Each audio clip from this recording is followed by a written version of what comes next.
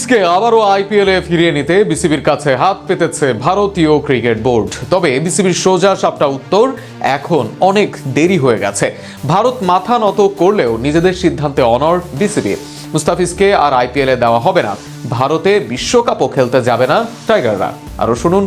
কয়েকদিন আগে ভারত বাংলাদেশকে রাষ্ট্রীয় নিরাপত্তা দিতে চেয়েছিল, আর এবার নাকি ফিসকে আবার আইপিএলে ফিরিয়ে নিতে চাইল ভারতীয় ক্রিকেট বোর্ড। তবে তাতেও মন গলেনি বাংলাদেশের। আইপিএল থেকে হঠাৎ করে মুস্তাফিজকে বাদ দেওয়ার পর বাংলাদেশ ক্রিকেট বোর্ড যে অনড় অবস্থান নেয়, তাতে চাপে পড়ে যায় ভারতীয় ক্রিকেট বোর্ড।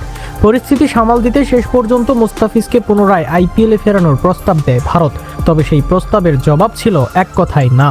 জানা যায়, মুস্তাফিজকে আবার আইপিএলে খেলার সুযোগ দেওয়ার বিনিময়ে ভারতে অনুষ্ঠিতব্য বিশ্বকাপে বাংলাদেশের অংশগ্রহণের বিষয়টি সামনে আনে বিসিসিআই। কিন্তু বিসিবি শুরু থেকেই জানিয়ে দেয়, বিষয়টি আর আলোচনার পর্যায়ে নেই।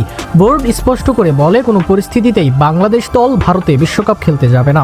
উল্লেখ্য, আইপিএলের মিনি নিলামে 9 কোটি 20 লাখ রুপিতে মুস্তাফিজকে দলে নেয় কলকাতা নাইট রাইডার্স, কিন্তু পরে বিসিসিআই এর নির্দেশনায় তাকে দল থেকে বাদ দেওয়া হয়।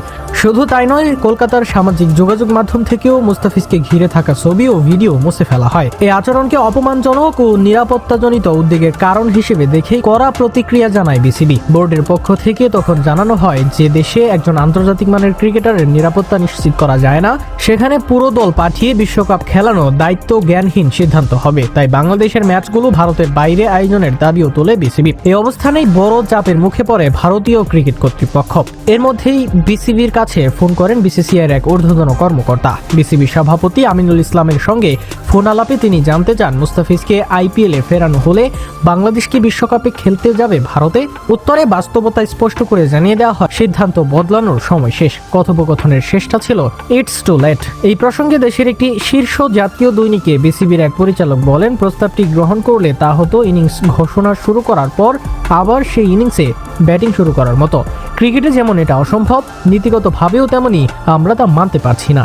সব মিলিয়ে স্পষ্ট, ফিসকে ফেরাতে ভারতের হাত পাতলেও বিসিবি এবার কোনো আপোষের পথে হাঁটেনি, বরং নিজেদের মাথা উঁচু করে নিজেদের অবস্থানে আগের মতোই রেখেছে।